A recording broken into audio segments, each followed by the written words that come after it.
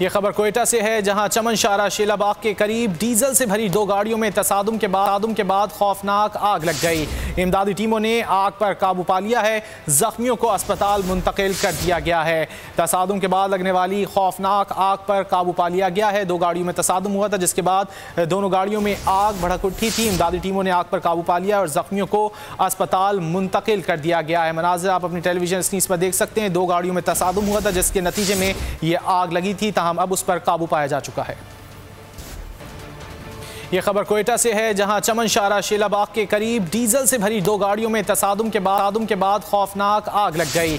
इमदादी टीमों ने आग पर काबू पा लिया है। जख्मियों को अस्पताल मुंतकिल कर दिया गया है। तसादुम के बाद लगने वाली खौफनाक आग पर काबू पा लिया गया है। दो गाड़ियों में तसादुम हुआ था, जिसके बाद दोनों गाड़ियों में आग भड़क उठी थी। इमदादी टीमों ने आग पर काबू पा लिया और जख्मियों को अस्पताल मुंतकिल कर दिया गया है। मनाज़िर आप अपनी टेलीविजन स्क्रीन पर देख सकते हैं। दो गाड़ियों में तसादुम हुआ था, जिसके नतीजे में ये आग लगी थी। अब उस पर काबू पाया जा चुका है।